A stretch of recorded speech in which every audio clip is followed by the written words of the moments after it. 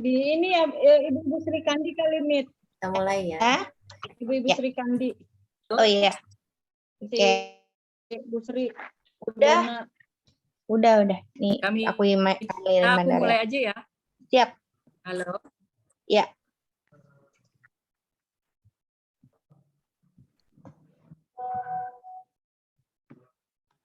Oke. Mulai aja. Mulai.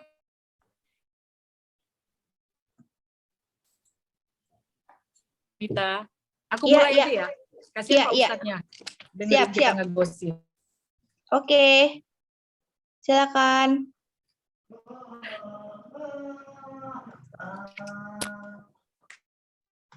Halo. Halo. Ya, silakan.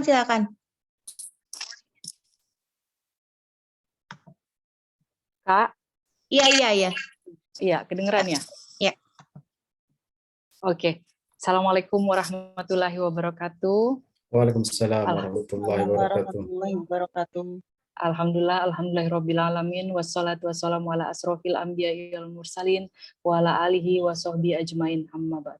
Puja dan puji syukur senantiasa kita panjatkan kehadirat Allah, Tuhan semesta alam, yang mana berkat ridhonya lah acara ini dapat terlaksana. Pertama-tama saya ingin mengucapkan terima kasih kepada Ketua Hadijah dan jajarannya karena telah menyelenggarakan acara ini dan memperkenankan saya menjadi MC dan sekaligus moderator. Perkenalkan, nama saya Indah Hairunisa yang insya Allah akan menemani 1 jam ke depan mendampingi acara ini. Selanjutnya terima kasih juga buat teman-teman yang udah join di sini dan bergabung di sini. Namun sebelum kita jauh melangkah kepada tahapan acara, saya mengharapkan teman-teman bisa membuka videonya dan mohon untuk mematikan audionya apabila tidak diperlukan. Selanjutnya, teman-teman yang saya banggakan, diskusi ini sangat menarik karena mengusung tema tentang ibu bekerja dalam Islam, di mana akan ditemani oleh narasumber kita. Beliau adalah Ustadz Dr. Abdul Azim, LC, Magister Pendidikan. Ya Ustadz ya. Seperti yang kita ketahui ya Ustadz dan teman-teman semua bahwa kita hidup di zaman di mana wanita bekerja dan menjadi tulang punggung itu adalah hal yang biasa atau lumrah dan sangat banyak yang dalam posisi seperti ini. Banyak sekali wanita-wanita yang berusaha untuk mengembangkan kemampuannya di berbagai bidang.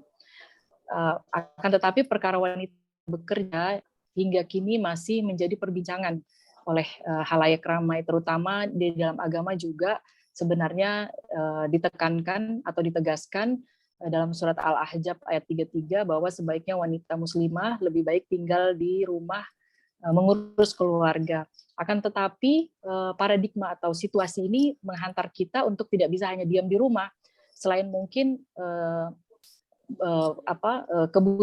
sebagai tulang punggung bukan hanya keluarga inti, mungkin tulang punggung keluarga besar, juga banyak perempuan sekarang ini emban gitu.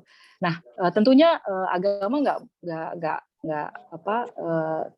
tidak mungkin diam atau artinya tidak melarang 100%. Ini yang perlu kita mendapat pencerahan dari Pak Ustadz, bagaimana menurut Islam menghadapi perempuan yang bekerja. Selanjutnya, seperti yang kita ketahui, Ibunda Hadijah kita juga kan adalah seorang pengusaha. Mungkin dari sisi Ustadz, bagaimana pandangan Ustadz atau pandangan Islam yang akan disampaikan Ustadz melalui kajian, bagaimana Bunda Hadijah kerja di luar rumah, dan tetap bisa juga menjadi seorang istri dan ibu yang baik buat keluarga dan anaknya. Demikian Pak Ustadz. Untuk mempersingkat waktu, kami ingin sekali mendengar paparan atau kajian dari Pak Ustadz. Untuk waktu dan tempatnya kami persilahkan. Assalamualaikum warahmatullahi wabarakatuh. Waalaikumsalam warahmatullahi wabarakatuh. Alhamdulillahirabbil alamin. Wassalatu wassalamu ala asyrafil anbiya wal mursalin. Sayyidina wa habibina Muhammadin wa ala alihi washabihi ajmain amma ba'd. Kepada ibu-ibu Khadijah modern, ibu Khadijah di era virtual yang insya Allah bahagia dunia dan akhirat, bahagia dirinya dan keluarganya dan juga dengan anak-anaknya. Pada sore hari ini menjelang berbuka kita berjumpa dalam keadaan sehat walafiat. Mudah-mudahan keluarga kita senantiasa mendapat curahan rahmat dari Allah Subhanahu wa taala, keberkahan bulan suci Ramadan, dan insya Allah mendapatkan ampunan barokah dari puasa dan qiyam kita di malam Ramadan. Salawat dan salam tetap tercurah kepada junjungan kita Nabi besar Muhammad SAW, panutan dan junjungan kita semua laki-laki dan perempuan kelak akan mendapatkan syafaat Nabi Muhammad SAW, dan Nabi mengenali setiap umatnya baik laki-laki dan perempuan karena tidak ada bedanya antara laki-laki dan perempuan di dalam masalah ibadah kepada Allah Subhanahu wa taala. Semuanya punya posisi yang sama, bahkan itu posisi itu tergantung pada hatinya masing-masing.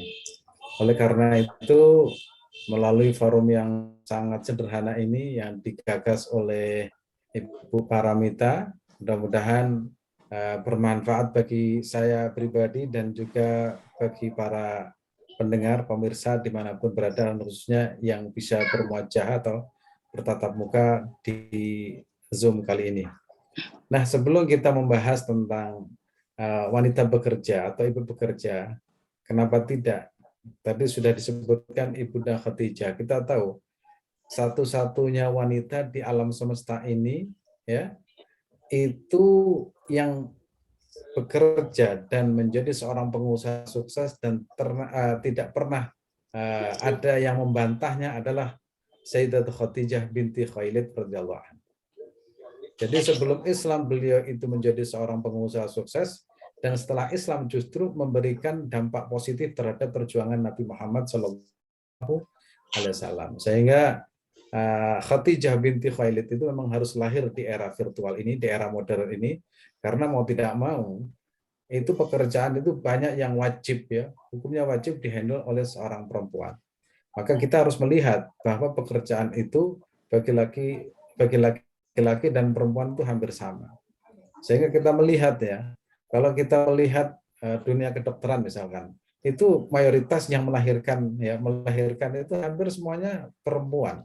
Maka kalau lama-kelamaan laki-laki yang menjadi dokter itu juga menjadi masalah. Maka dalam hal ini harus ada seorang dokter yang perempuan. Begitu juga perawat dan bidan. Nah, begitu juga polisi.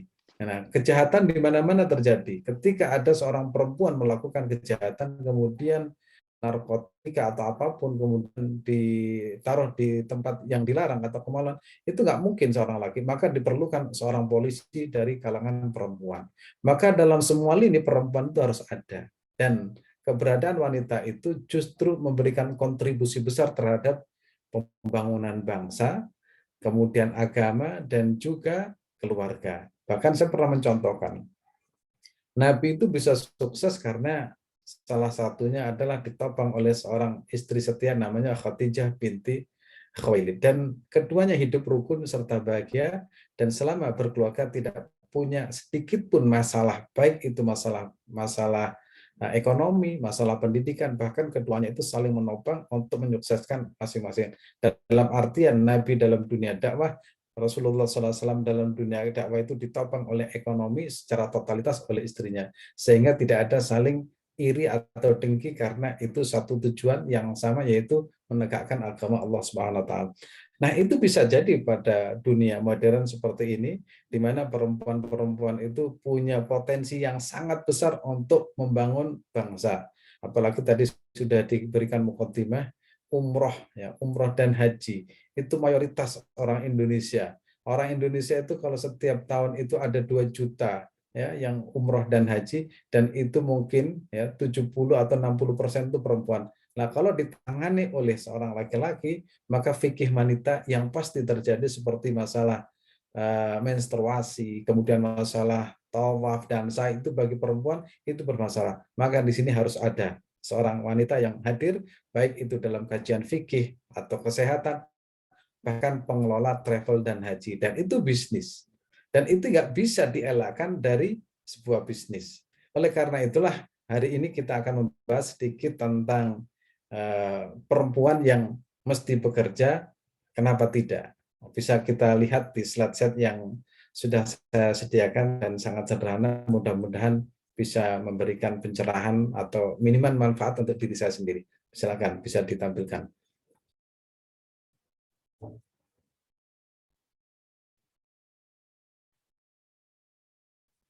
Nah, saya melihat di sini, Mekah dan Madinah itu menjadi bukti bahwa di situ ada masjid yang pintu khusus untuk laki-laki dan perempuan.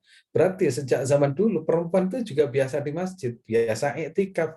Mungkin saya gambarkan pada waktu itu di pinggir-pinggir masjid itu ada jualan ibu-ibu.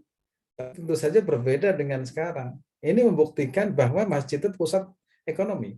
Buktinya ada satu ayat Allah Subhanahu wa taala itu yang menyatakan idza qudiyatis sholatu fantashiru fil ardi wabtaghu min fadlillah. Jadi sebelum ada kegiatan-kegiatan yang lain, itu ternyata masjid itu menjadi pusat peradaban, pusat pendidikan, bahkan sekitarnya itu pusat bisnis.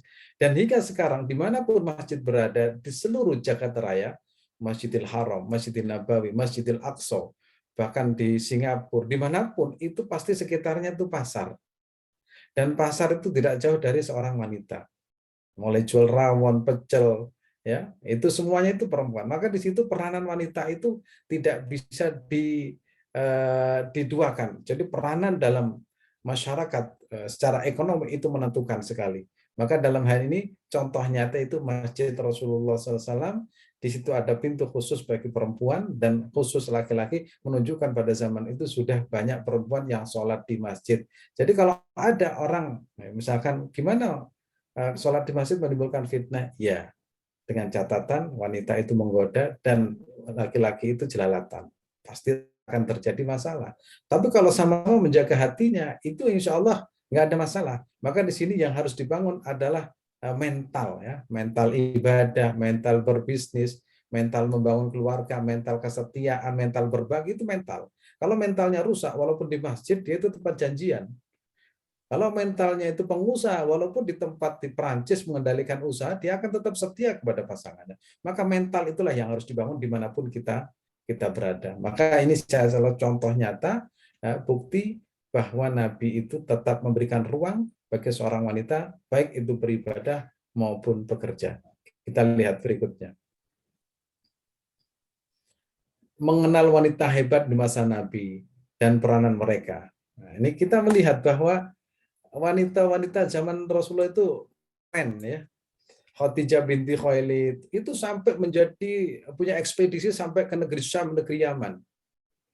Itu bayangkan saat itu seorang wanita itu mengatur bisnisnya bukan hanya modal materi, tapi beliau itu punya modal kecerdasan ekonomi, yaitu bisa dikatakan wanita entrepreneur sejati, yaitu Siti Khadijah binti Khuwailid. Bahkan siapa yang ingin mendampinginya itu beliau tahu, sampai memilih Nabi Muhammad sebagai orang yang diajak kerjasama untuk membangun dagangnya, karena Khadijah itu tahu, oh karakter ini seperti ini, kalau ini dagang bisa, kalau ini nggak bisa, kalau ini menjadi, itu bisa. Itu berarti wanita hebat sepanjang sejarah itu adalah Khadijah binti Khuwailid. Jadi kalau kita ingin misalkan mengatakan atau menjawab orang yang melarang untuk wanita bekerja, kita punya contoh dan tidak satu pun orang yang membantah, yaitu Ummul Mukminin Khadijah binti Khuwailid. Bahkan beliau itu memulai bisnisnya sejak usia 20 tahun. Ini sangat-sangat keren. Itu kalau Khadijah sekarang itu online itu sudah punya usaha di mana-mana online. Karena ditopang dengan teknologi, ditopang dengan informasi, apalagi perdagangan zaman sekarang itu sudah tidak ada sekat antara satu daerah dengan daerah yang lain, antara satu negara dengan negara yang lain. Maka kita rujukannya pertama itu Khadijah. Kemudian Khawlah binti Tha'labah. Ini Khawlah ini kisahnya itu ada di surat Al-Mujadalah. Ini perempuan juga diberikan ruang. Kisahnya agak panjang sedikit, ya. Dia punya suami namanya Aus binti Samit. Suaminya itu, ya kalau bahasa sekarang itu genit, ya. Ya, apa ya bahasa yang lain. Ketika Khawlah itu sholat di rumah, dia sedang sujud kepada Allah Subhanahu wa taala, sedang sujud. Tiba-tiba suaminya datang. Begitu datang bilang begini, "Ayo cepat sholatnya. Saya segera ingin ingin segera berhubungan suami istri." Istrinya itu dalam keadaan sujud. Lantas hatinya berkata, kenapa sih orang ini nggak sabar? Saya ini kan sedang bersujud kepada Allah Subhanahu Wa Taala. Nah, laki-laki ini akhirnya menyatakan anti kadhahri ummi. Kamu seperti punggung ibuku. Artinya bahasa itu mengatakan kamu itu sudah tidak halal lagi bagiku. Berarti kamu saya cerai. Mendengar pernyataan itu, sang istri itu langsung protes kepada Rasulullah Shallallahu Alaihi Wasallam. Bagaimana mungkin seorang laki-laki seperti ini? Waktu saya masih muda, dia itu telah menghabiskan usianya untuk saya. Bahkan dalam teks tafsir itu, dia itu telah merusak perut saya. Artinya saya banyak punya anak, sehingga ketika usianya STW, STW itu setengah tua ya, kira-kira 50 lah. Dia begitu saja menjatuhkan talak kepada saya. Padahal waktu saya masih muda, dia tidak seperti ini. Akhirnya datang kepada Rasulullah SAW melaporkan, apa jawaban Rasulullah? Ya memang sudah terjadi cerai. Berarti suami saya itu betul-betul suami ya dalam tanda kutip lah. Akhirnya sang suami juga lapor kepada Rasulullah menyesal. Setelah menyesal, gimana saya sudah kadung menjatuhkan talak? Apa yang harus saya lakukan? Langsung wanita itu protes kepada Allah Subhanahu Wa Taala. Akhirnya dijawab salah satu ayat ya, Allah Subhanahu Wa Taala itu Allahu qaulal lati tujadilu fi zawjiha wa tashtaki ila Allah. Jadi satu-satunya wanita yang langsung lapor kepada Allah tentang perihal suaminya itu adalah Haulah. Oh, itu keren-keren. Itu satu-satunya itu menurut sejarah itu wanita yang langsung melaporkan perihal suaminya kepada Allah langsung ayat turun itu adalah Haulah. Itu langsung. Bahkan dalam sebuah kisah itu diceritakan suatu saat Haulah ini sudah tua. Di belakangnya Umar bin Khattab sedang berjalan. Begitu berjalan tidak mau mendahului. Ditanya, kenapa kamu, wahai Amirul Mukminin, tidak mau mendahului seorang wanita ini? Kamu tahu, dia itu berdoa langsung dijawab oleh Allah Subhanahu Wa Taala dari langit 7. Bagaimana mungkin Umar seperti ini mau mendahului orang yang seperti itu diistimewakan oleh Allah Subhanahu Wa Taala? Jadi perempuan itu, ya perempuan itu bukan saya membela perempuan ya. Artinya perempuan itu juga punya potensi yang sama dalam berdoa, punya potensi yang sama di dalam bekerja, dalam berumah tangga mengurus. Jadi sama-sama punya potensi yang sama di dalam membangun sebuah bisnis, keluarga, karir dan lain sebagainya. Dengan catatan nanti itu antara laki-laki dan perempuan itu profesional dan proporsional. Kemudian Ummu Sulaim itu punya suami Talhah bin Ubaidillah konglomerat. Tapi justru mengendalikan suaminya. Kamu dulu mengejar-ngejar saya, sekarang kamu menjadi orang kaya, apa yang mau diberikan? Maka beliau menyarankan harus begini. Jadi pengaruh istri terhadap suami itu luar biasa. Memang suaminya itu menjadi seorang pengusaha, tapi sejatinya yang mengendalikan itu adalah istrinya. Nah, ini kan sering ya memang menjadi ibu rumah tangga, tapi kan mengendalikan segalanya itu dari rumah. Itu berarti peranan wanita itu menentukan dunia. Misalkan ya, ada seorang presiden top, tapi dia itu kan tetap kalah dengan istrinya. Kamu harus begini. Itulah kekuatan wanita yang tidak bisa ada duanya itu. Kemudian Aisyah radhiyallahu an jelas seorang ahli fakih ya, seorang ahli fikih, ahli hadis. Bahkan Nabi menikahinya itu bukan karena apa-apa, tujuan satu, mencetak ya wanita-wanita cerdas yang kemudian menjadi pakar fikih, pakar hadis. Sehingga Nabi menikah tujuannya adalah mencari model-model pendidik baru dari kalangan wanita. Kemudian Ummu Hisham ini penghafal ayat-ayat Allah Subhanahu Wa Taala yang langsung diajari oleh Rasulullah Shallallahu Alaihi Wasallam. Ini sepintas ya wanita-wanita hebat di masa Nabi Muhammad SAW dan peranan mereka. Mari kita lihat berikutnya. Nah, ini Khadijah wanita karir sejati. Pengusaha dari kalangan suku Quraisy. Nah, kalau kita melihat suku Quraisy itu punya karakter ya. Karakternya pertama, karakter orang Quraisy itu punya keinginan yang tinggi, mau berjuang, pokoknya nggak mau mengalah. Itu orang Quraisy. Sehingga menjadi seorang khalifah, Umar bin Khattab, Abu Bakar As-Siddiq, Utsman bin Affan, Ali bin Abi Thalib itu karakternya itu karakter yang kuat. Bahkan wanita-wanita dari suku Quraisy itu luar biasa. Itu sampai sekarang itu suku-suku dari Quraisy yang orang-orang Mekah itu punya karakter yang berbeda karena memang dibentuk oleh sekitar Ka'bah. Itu nanti ada kajian khusus tentang pengaruh Baitullah atau pengaruh sebuah kota terhadap kepribadian seorang itu ada. Ya. Dan itu termasuk Khadijah dibentuk di sekitar Ka'bah.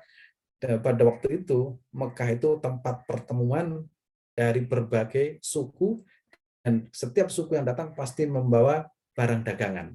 Maka begitu orang datang ke Mekah, pikiran itu bisnis. Itu terjadi zaman dulu, sekarang, dan yang akan datang. Sampai sekarang. Jadi pengusaha orang-orang luar negeri, itu non-Islam pun itu melihat Mekah itu tempat duit. Hilton, Pullman, Fairmont. Nah, itu hotelnya siapa itu? Karena melihat pasti itu sudah pasti.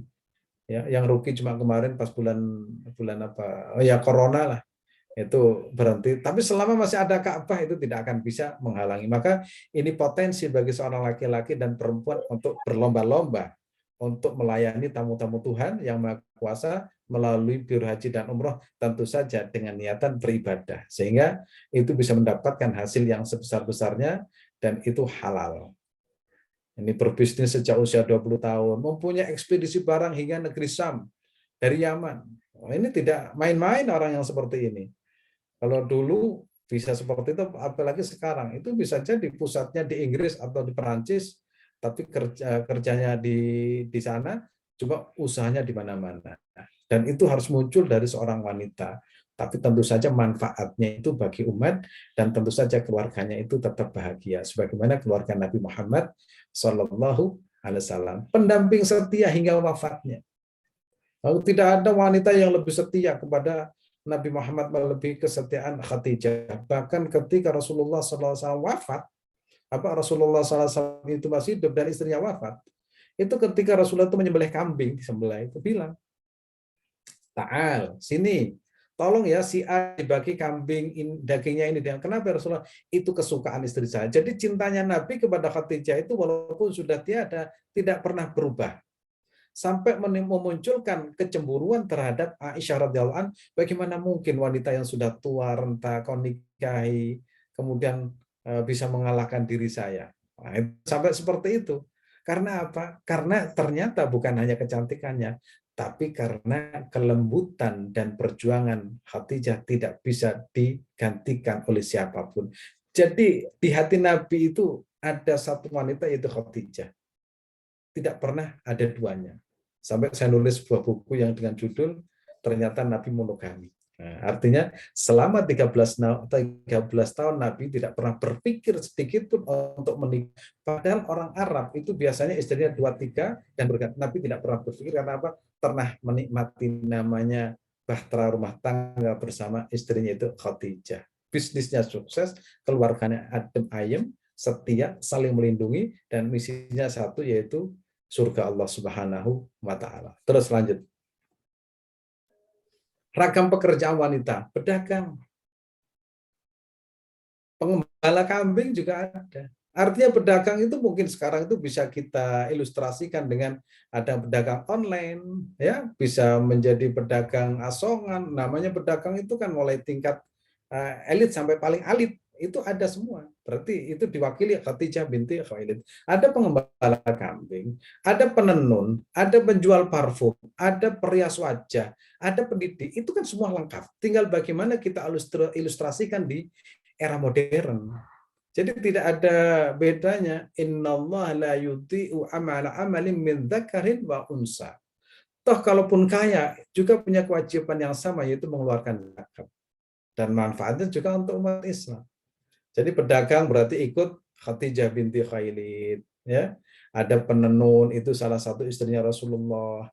Ada perias wajah, ada pendidik Aisyah, ada penjual parfum, ada pengembala kambing. Nah, tinggal sekarang itu semuanya di-online-kan. Nah, berarti pedagang di era virtual, pedagang online, parfum online, ya, perias wajah online. Memang pusatnya Jakarta, tapi setiap daerah itu punya perwakilan.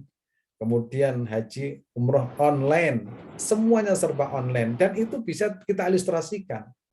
dan itu dibolehkan, ya, dibolehkan. Apa landasannya? Selama tidak yang dijual itu tidak barang haram. Kita lihat di bawahnya. Asiknya, ini saya membaca hadis-hadis ini, Nabi itu asik ya. Apa? Nabi itu kadang memunculkan madhahirul jamal, sebuah kondisi yang nyaman untuk berdiskusi. Ada seorang wanita namanya dari suku Haisyam.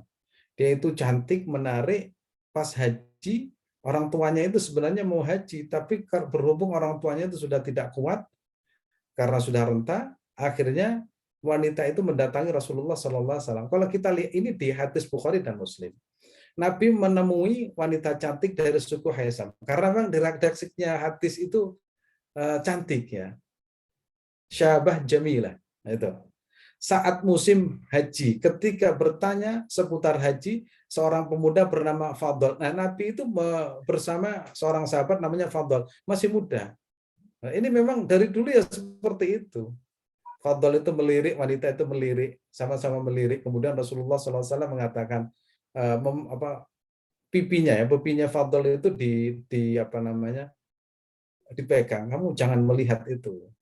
Ya. Menunjukkan pada waktu itu zaman Rasulullah juga ada seperti itu, sehingga Imam Bukhari di dalam kitab Sahih Bukhari-nya itu meletakkan hadis ini pada bab fatwa di pinggir jalan. Artinya Nabi itu juga fleksibel. Ada orang bertanya di pinggir jalan karena Nabi itu tidak harus datang ke rumah, langsung dijawab pertanyaan. Wanita itu kan berkata, wahai Rasulullah, aku punya ayah yang sudah kabirusin, sudah tua, renta, tidak bisa berbuat apa-apa. Tapi dia itu ingin haji, apa yang harus lakukan? Ya kamu harus melakukan. Akhirnya barokah dari pertanyaan di pinggir jalan itu, ada muncul hukum boleh menghajikan orang tua yang sudah lansia. Itu di pinggir jalan, bayangkan. Berarti kiai atau ulama itu juga dibolehkan. Kalau ada orang tanya, kalau dulu tanya lewat di jalan, sekarang bisa saja kita ilustrasikan tanya melalui online. Artinya itu tetap pertanyaan. Dan tentu saja jawabannya itu ya harus sesuai, bukan asal menjawab. Ini diletakkan oleh Imam Bukhari rahimahullah tentang fatwa di pinggir jalan itu boleh. Karena sesungguhnya yang diinginkan itu pertanyaan dan segera harus ada jawaban. Kalau sampai menunggu nanti atau sampai besok, itu kan lupa pertanyaannya. Nah, Nabi ditemui oleh seorang wanita namanya Qailah bani Anmar ketika akan melakukan tahallul. Ini juga laki-laki sedang umroh. Jadi ada seorang wanita ya, datang kepada Rasulullah. Rasulullah itu mau tahallul. Cerita tentang perdagangannya. Nah, artinya apa? Rasulullah SAW itu fleksibel ya. Nah, kalau zaman sekarang itu kan ada orang yang, mohon maaf, kadang itu yang tidak boleh, harus begini, silakan itu mengambil mengambil pendapat yang keras. Gimana Abang perasaannya? Di sisi lain, ya, di sisi lain kita harus menunjukkan bahwasanya dapat hadiah tadi. Oh enggak, walaupun nggak dapat hadiah tapi happy loh. Tapi dapat hadiah dari malaikat. Oke. Kita lanjutkan.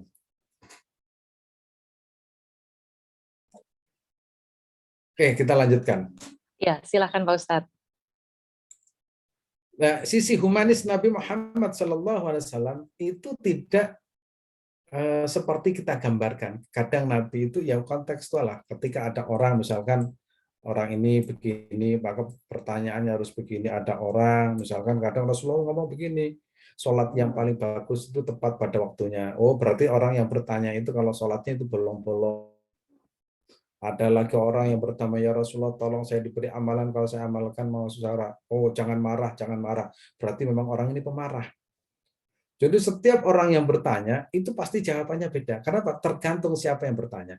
Jadi dalam ilmu hadis dan ilmu fikih itu, jadi tidak boleh satu hadis itu atau hadis yang lain itu dimaknai secara langsung, ada hubungan dengan hadis yang lain, ada sebuah kejadian yang harus kita jelaskan, sehingga ilmu itu harus berguru, karena ya demikian, tidak boleh kita langsung menjawab. Oh, ternyata juga ada toh, Rasulullah SAW berkisah dengan seorang wanita ditemui di Qailah bani Anmar, kemudian Rasulullah SAW duduk bersama beliau tentang tanya tentang masalah dagangannya, aku menjual ini, kemudian saya jual begini, kemudian Rasulullah, oh jangan begitu, berarti menggambarkan Rasulullah itu enjoy dalam pertanyaan itu.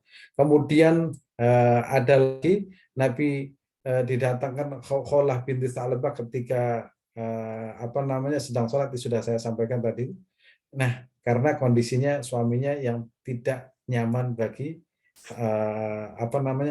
haulah. Terus kita lanjutkan. Nah, hukumnya ini sekarang kaidah fikihnya. Pertama itu aman dari fitnah dan apa yang membahayakan dirinya. Saya kira Indonesia itu negeri yang aman. Saya pernah ke Turki, saya pernah ke beberapa daerah, saya melihat Indonesia itu seperti surga. Surga dari masyarakat yang aman, nyaman, kemudian ya, tidak ada perang. Kalau kita di luar negeri, misalkan di daerah negara Arab, itu ketakutan itu masih ada. Mungkin yang bagus itu di Emirat ya, di Emirat itu menciptakan kenyamanan terhadap semua warga negara. Tapi saya lihat Indonesia itu aman dari segi ibadah, enak, pendidikan juga, dan semua aspek itu bisa ditemukan di Indonesia. Suami yang tidak mampu menafkahi keluarganya, kalau misalkan penghasilan tidak cukup, gimana? Maka wajib bagi perempuan itu ikut serta. Kalau tidak, maka tidak akan berkecukupan. Nah, sehingga ada sebuah kejadian menarik, dan ini fakta. Ada seorang laki-laki bilang begini, kamu itu menjadi istri harus menjadi wanita yang salehah, taat kepada suami. Di sisi lain, seorang suami tidak bisa mencukupi kebutuhan istrinya. Hanya disuruh salehah tapi tidak disuruh tidak memberikan nafkah, itu kan ya sama saja. Artinya orang yang punya otoritas memerintahkan memerintahkan istri di rumahnya itu segala kebutuhan itu dipenuhi. Kalau tidak bisa memberikan kebutuhan seorang istri, jangan sampai mengatakan kamu itu wanita durhaka, tidak pernah izin. Sesungguhnya dia berdosa, ya. Suami itu berdosa karena tidak bisa memberikan hak kepada istrinya. Istri itu punya hak makan, berbusana, bahkan semuanya itu harus dicukupi sesuai dengan wa'asyurhunna bil ma'ruf. Mendapat lampu hijau dari suami atau wali. Jadi tiga ini kalau aman, saya kira di Indonesia itu bisa terlaksana yang seperti ini. Dan itu dalam Bahsul Masail NU maupun Muhammadiyah itu juga membolehkan. Berarti di Indonesia itu aman, dan bagi seorang wanita itu boleh melakukan pekerjaan selama pekerjaan itu satu aman, yang kedua mendapatkan izin dari suami, ya, kemudian bisa membantu suami sehingga bisa lebih jauh lagi, yaitu membangun perekonomian bangsa. Dan terakhir, hadis yang saya kutip dari kitab Al-Bukhari.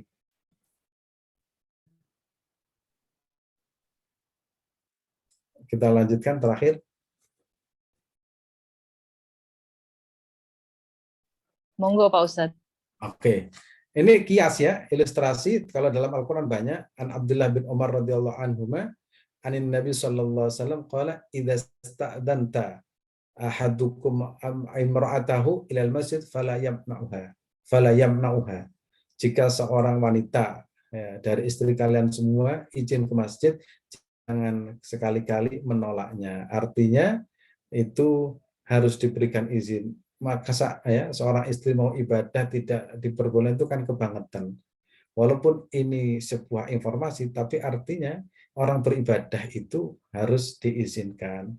Kalau misalkan masalah ekonomi itu membantu bangsa, membantu masyarakat, kemudian membantu keluarga, saya kira itu ilustrasi yang tepat, sehingga para ulama menjadikan hadis ini sebagai landasan untuk membolehkan seorang wanita bekerja. Maka tidak ada alasan seorang suami yang tidak bisa mencukupi, kemudian istrinya bisa bekerja, kemudian seorang suami mengatakan jangan bekerja, apalagi mengecap istrinya itu dengan berbagai label. Padahal ya, seorang istri itu punya kemampuan, yang mana kemampuan itu bisa dieksploitasi untuk menjadi sebuah penghasilan dan manfaat untuk umat Nabi Muhammad SAW. Saya kira ini mudah-mudahan bermanfaat. Kita lanjutkan diskusi. Ya, Masya Allah Pak Ustadz, luar biasa ilmunya. Jadi saya juga semakin jadi semangat nih Pak Ustadz ya. Karena sebelum-sebelumnya kan kita juga sebenarnya lebih banyak mendengar itu larangan sebenarnya. Tapi setelah Pak Ustadz menjelaskan bahwa dalam masa Nabi dulu juga banyak sekali perempuan-perempuan yang bekerja. Tapi yang saya catat di sini ada satu hal Pak Ustadz yang mengena banget di saya, bahwa yang paling terpenting adalah bagaimana kita bisa membangun mental kita ya Pak ya. Jadi dimanapun kita berada, mental setia atau mental yang terjaga itu memang harus benar-benar dikualitaskan, begitu ya Pak Ustadz ya. Ya, betul. Nah, teman-teman silakan kalau ada yang mau melakukan memberikan pertanyaan. Sebelum teman-teman melempar pertanyaan, saya mau mewakili pertanyaan dari teman-teman dulu Pak Ustadz ya. Ya, silakan. Jadi ada pertanyaan yang masuk nih ke saya. Jadi kalau tadi kan udah dijelasin Pak Ustadz ya bahwa zaman Ibunda Khadijah, pandangan tentang working mom atau ibu bekerja zaman Rasulullah itu udah sangat dijelaskan sama Ustadz, dan menurut saya itu sangat detail banget, dan tentunya itu juga memberi motivasi ya buat kita ya, perempuan-perempuan yang bekerja di zaman sekarang. Akan tetapi Pak Ustadz, bagaimana Pak Ustadz kalau seandainya suami tidak mengizinkan soal ini? Apakah itu termasuk zolim, Pak Ustadz? Terus apakah diperkenankan nih Pak Ustadz, si istri meminta bercerai dengan suaminya ketika suaminya tidak meridhoi bahwa istrinya itu bekerja? Mungkin itu Pak Ustadz. Sambil kita nunggu pertanyaan dari teman-teman yang lain ya Pak Ustadz ya. Terima kasih. Alhamdulillah udah 20 orang nih sesuai yang confirm. Udah lengkap. Terima kasih ya. Iya, sebenarnya kita membangun rumah tangga itu kan visi dan misinya itu sama. Jadi tidak boleh satu lebih menguasai. Ya, visi dan misinya itu sebenarnya kan sama. Kalau kita melihat ya Rasulullah SAW, Ali bin Abi Thalib itu kan sama. Misinya itu sama, yaitu membangun keluarga yang saling menyenangkan, bahagia, ya sama-sama di dunia itu bahagia, nanti di akhirat itu juga bahagia. Toh di situ dibolehkan kalau ada sebuah permasalahan bagaimana cara menyelesaikan masalah. Nah, masalah-masalah yang saya catat itu dalam berkeluarga, itu pertama yang paling dominan itu masalah ekonomi. Itu di masyarakat menengah ke bawah. Yang kedua, masalah yang berikutnya itu adalah masalah ketidakharmonisan. Itu karena saya tulis dalam sebuah buku namanya Menyelesaikan Masalah di Atas Sajadah. Yang ketiga, itu satu pasangan itu biasanya ingin menambah lagi poligami. Nah, itu persoalan-persoalan klasik sejak dulu, sekarang, dan yang akan datang. Tapi yang paling menonjol itu di Indonesia ya, itu masalah ekonomi. Sehingga akhirnya muncul seorang laki-laki membolehkan istrinya itu bekerja. Ya, walaupun itu nanti ada konsekuensinya, kerja di luar negeri, berjauhan. Nah, kalau sudah konsekuensi itu bisa ditanggung, maka keduanya itu harus sama-sama setia menjaga. Sehingga kalau tidak bisa menjaga, maka persoalan-persoalan yang tidak diinginkan itu perceraian. Dan ternyata Indonesia, termasuk Malang, itu tingkat perceraian itu nomor 1 di Indonesia. Nah, itu berdasarkan survei. Karena apa? Juga persoalan ekonomi. Karena wanita itu setelah bekerja ternyata penghasilannya lebih banyak, lebih besar. Sehingga ada muncul dalam dirinya itu saya lebih berkuasa, saya lebih, dan itu muncul. Oleh karena itu dalam hal ini kembali pada mental. Mental kita itu berkeluarga itu apa? Kalau mentalnya buruk, itu dalam kondisi apapun nggak bisa itu untuk membangun sebuah keluarga. Jadi wawasan kita itu harus ke depan.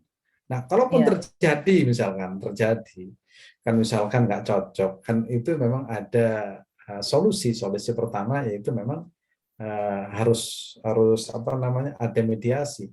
Kalau tidak bisa ya tidak mau harus cerai, dan itu salah satu yang dibolehkan tapi dibenci oleh Allah Subhanahu wa taala. Dan itu terjadi pada zaman Nabi, itu sering terjadi perceraian itu. Dan itu bukan suatu hal yang tabu, tapi zaman dulu ya. Kalau sekarang itu memang dianjurkan, khususnya di Madhab Syafi'i itu pernikahan itu harus betul-betul dijaga agar apa? Agar supaya anak-anak kita itu punya profil bahwa orang tua saya seperti ini. Nah, seperti itu. Tapi perceraian itu tidak akan bisa dielakkan karena memang itu menjadi sunnatullah. Dan Masya Allah. Iya, ya Ustadz. Terima kasih jawabannya. Teman-teman ada yang mau bertanya ini? Di monggo. Kalau belum ada, saya lanjutkan lagi nih pertanyaan nih Pak Ustadz. Oh iya, silakan. Jadi kalau kita mengacu pada apa kata-kata Ustadz tadi bahwa yang dibangun itu sebenarnya mentalnya ya. Iya. Mental setia, mental baik, mental tanggung jawab terhadap keluarga dan lain sebagainya gitu. Sehingga mungkin itu menghilangkan mudarat ya, artinya rasa ego, rasa sombong, rasa ingin melebihi suami atau ingin mencari lagi atau gimana ya maksudnya. Iya. Lebih bertanggung jawab terhadap rumah walaupun dikasih izin untuk bekerja di luar gitu. Nah, iya. Tentunya Pak Ustadz ini kan nggak lepas dari pendidikan ya Pak Ustadz ya. Bagaimana kita sebagai ibu yang ingin memperbaiki generasi selanjutnya nih Pak Ustadz supaya ya udah generasi selanjutnya memang nggak bisa kita elakkan juga ya. Memang semakin hari atau semakin zaman juga wanita bekerja itu memang harus ada juga gitu. Jadi bukan harus aja ya, tapi memang ada gitu ya.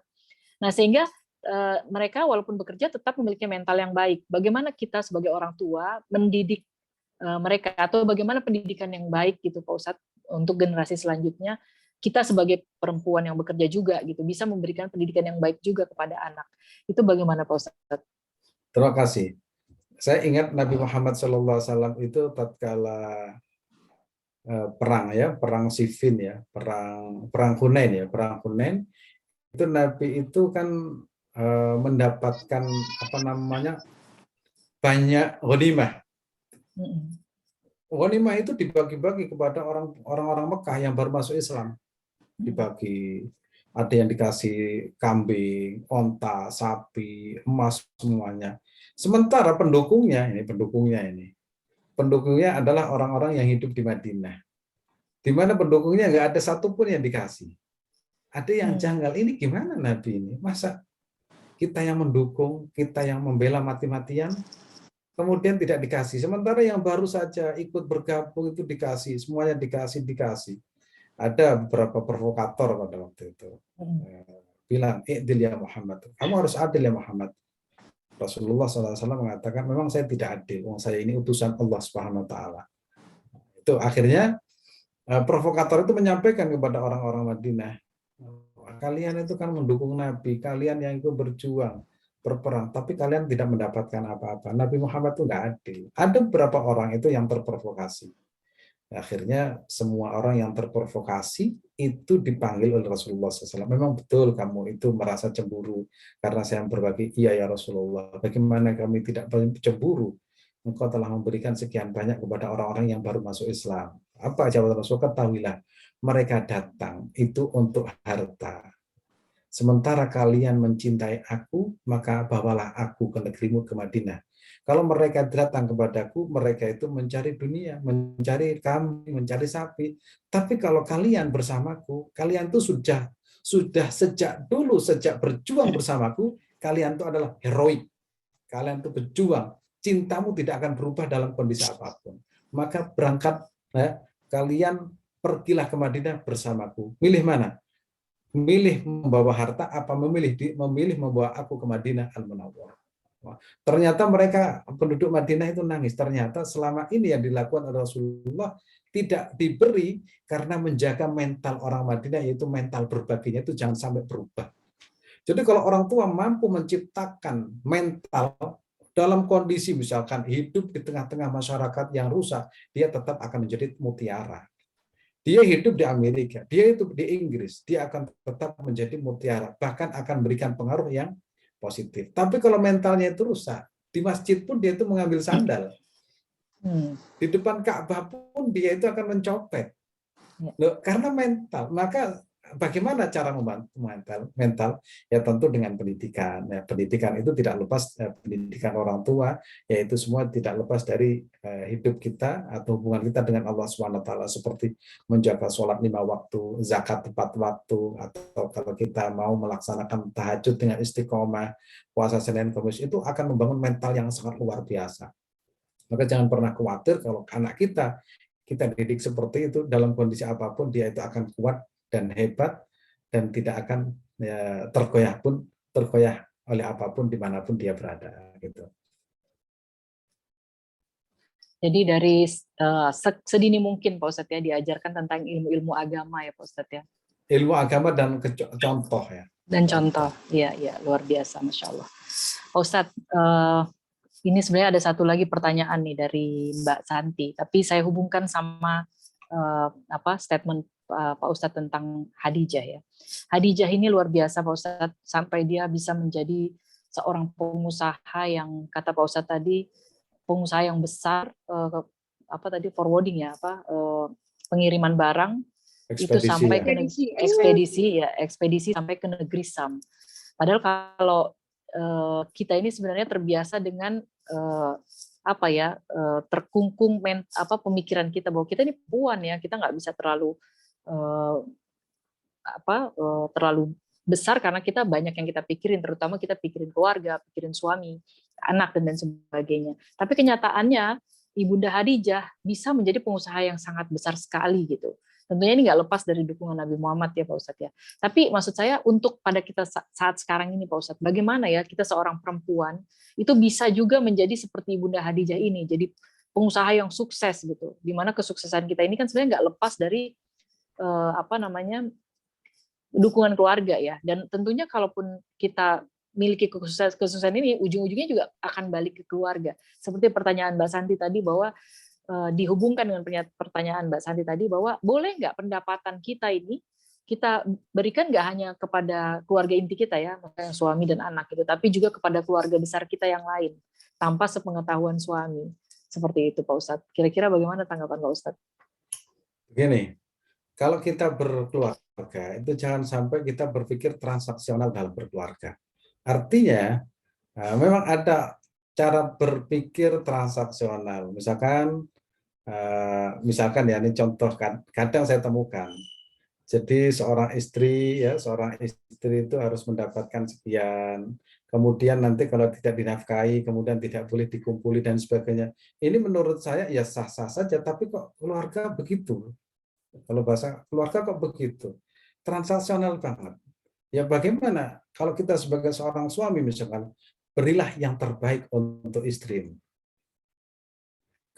Juga begitu, seorang istri, apa yang aku persembahkan untuk suamiku. Nah, kalau itu muncul, insya Allah keluarga itu akan menjadi bahagia. Saya sendiri itu, misalkan ATM, semuanya saya kasihkan istri saya, nggak pernah berpikir dompet saya ada duitnya atau enggak, dan lain sebagainya. Walaupun kadang nggak ada duitnya itu dikasih. Itu setiap orang itu punya gaya di dalam mengatur rumah tangganya masing-masing. Ada yang fikih banget, kamu harus begini, diatur begini, juga ada. Akhirnya istri itu tidak punya kebebasan di dalam mengatur uang belanja, mengatur, karena semuanya itu sudah ditakar oleh suaminya. Ada yang seperti itu. Ada yang santui, pokoknya yang penting kita itu bersama-sama di dunia itu bahagia, di akhirat ada yang seperti itu. Nah, kalau saya ini model yang itu seperti tadi itu, saya percayakan kepada istri, kemudian istri mengelola. Makanya kadang ada dalam tulisan saya itu di buku itu memilih istri itu harus cerdas.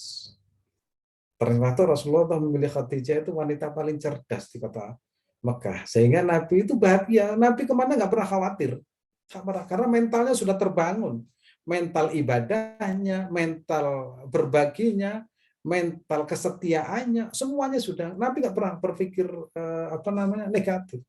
Saya yakin, ya kan gitu. Kalau kita sudah punya anak, terus anak kita itu sudah dewasa, kamu mau kemana?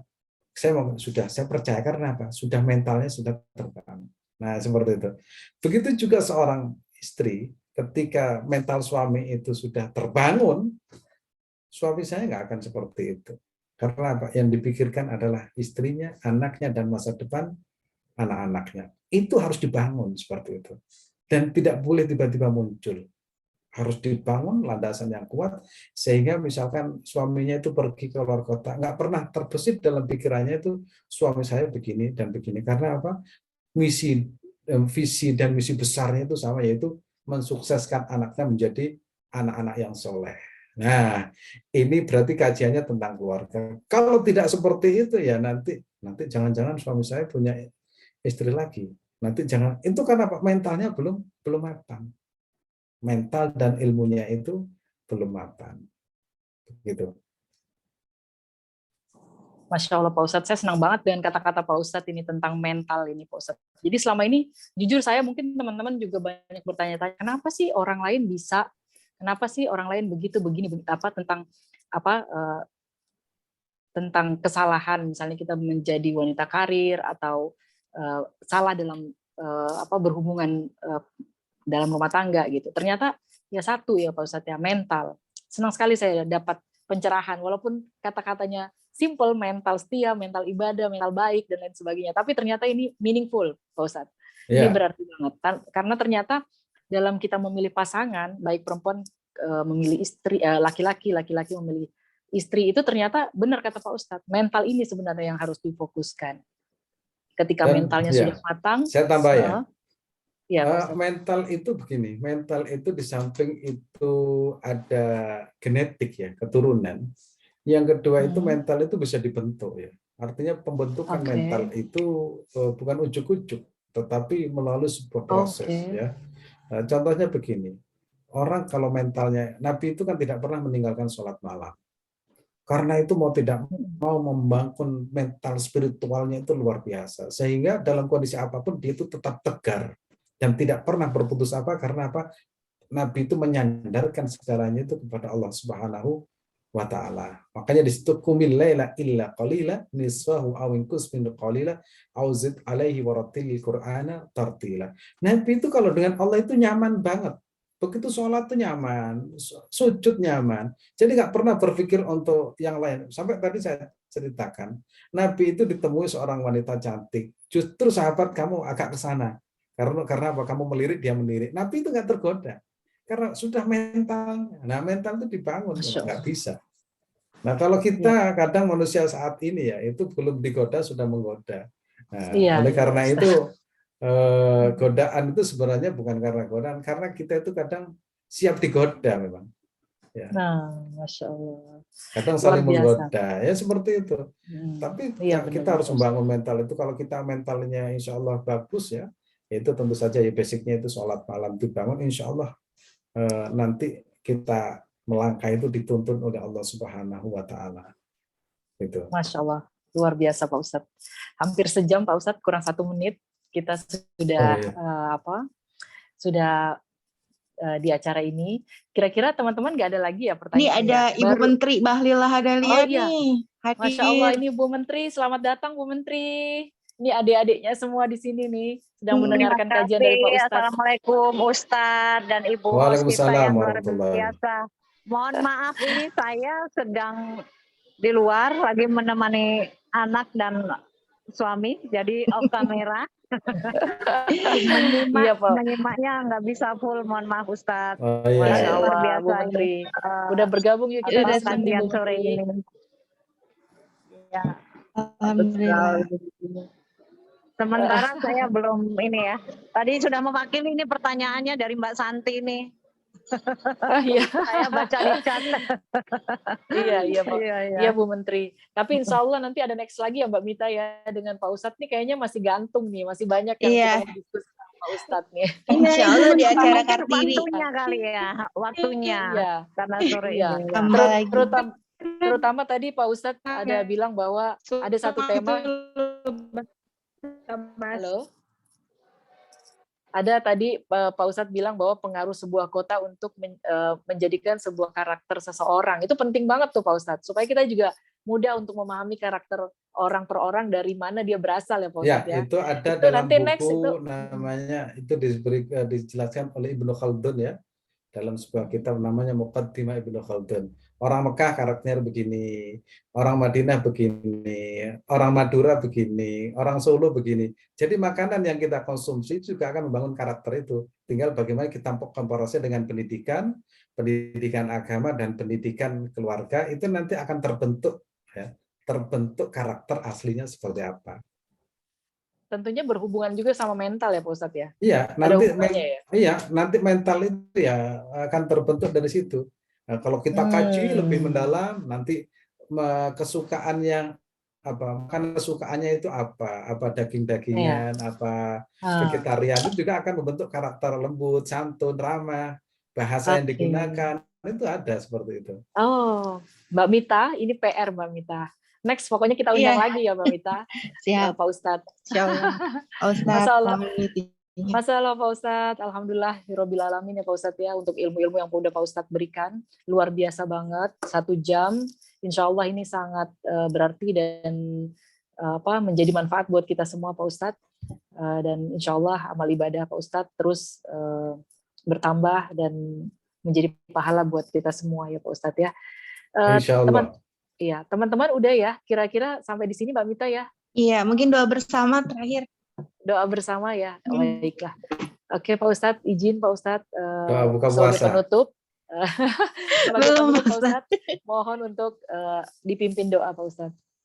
Terima kasih dengan menyambut bulan suci Ramadan yang sangat indah ini, kita mudah-mudahan oleh Allah Subhanahu Wa Taala dijadikan keluarga sakinah, mawaddah, warahmah.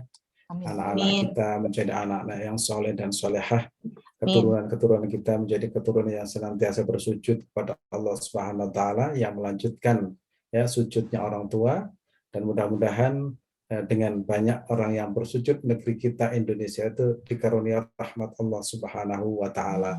Kajian-kajian seperti ini bukan hanya sekedar kajian, tapi insya Allah menjadikan bangsa dan bangsa kita, bangsa Indonesia itu dicurahi rahmat Allah Subhanahu Wa Taala, dicurahi maghfirah Allah Subhanahu Wa Taala, karena banyaknya orang yang bersujud. Jadi cita-cita kita itu bagaimana generasi kita tetap bersujud kepada Allah Subhanahu Wa Taala. Insya Allah tanah yang digunakan bersujud itu, tanah itu akan bersyukur kepada Allah Subhanahu Wa Taala. Jadi dimanapun kita berada, jangan pernah meninggalkan sujud, karena itu kenangan terindah ketika kita menghadap Allah Subhanahu Wa Taala. Bismillahirrahmanirrahim. Allahumma sholli wa sallim ala sayyidina wa habibina Muhammadin sayyidil awwalin wal akhirin wa rahmatika ya arhamar rahimin. Hamdan syakirin, hamdan na'imin, hamdan yuwafi ni'amahu wa yukafi mazidan. Ya Rabbana lakal hamdu kama yanbaghi li jalali li wajhika al-'azim sultanik. Allahumma a'inna ala dzikrika wa syukrika wa husni ibadatik, waftah lana abwaaba rahmatik, وافتح لنا أبواب الرحمة ونفعنا أنت خير الفاتحين يا حنان يا منان يا رحمن يا رحيم.